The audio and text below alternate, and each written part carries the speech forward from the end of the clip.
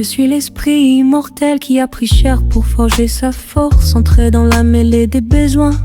Là où le désir fait sa course, naître, c'est recevoir une matrice de contraintes à dompter. Chaque manque, chaque envie, chaque peur, un poids qu'il faut ajuster. La vie humaine s'écrit en urgence.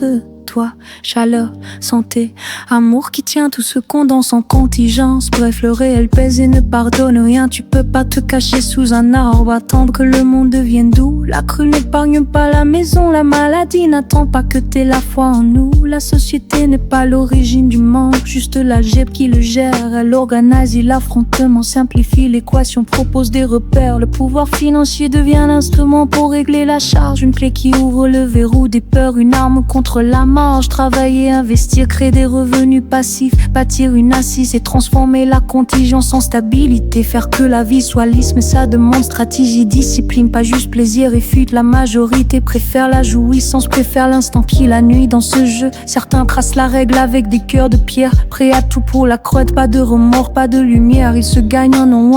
La cabale alliée pour dominer les territoires, s'organiser dans l'ombre, profiter du chaos, nourrir leurs histoires. Les zones de pauvreté sont des écosystèmes pour leur trafic, exploiter des faiblesses déjà là, parfois les amplifier. Tactique cynique, c'est un business sans morale. On fait plus d'argent hors des lois, payer des vies en bas prix, vendre la misère, semer le froid. Mais il existe ceux qui maîtrisent l'autre force, celle de l'esprit, ceux qui joignent richesse et conscience, qui œuvrent sans bruit, synarques, artisans d'une ingénierie sociale éclairée, mêlant capital et puissance psychique pour réparer ce qui brisait. Ils ne voient pas la cabale comme ennemi personnel, juste une pièce du tableau. Ils tentent d'orienter, de corriger, d'apporter un antidote au chaos. La lutte n'est pas manichéenne, c'est construire pouvoir sans trahir. L'homme apprend que la vraie puissance c'est quand l'argent sert l'âme et pas l'inverse. Alors choisis, jouer le plaisir, te perdre dans le flux des jours, ou apprendre la langue froide du pouvoir, l'art de garder son tour. Développe ta force psychique, maîtrise ta matrice de contingence. Fais de l'argent un outil, pas une idole. Transforme la contrainte en essence. La conscience est une arme, la discipline un chemin.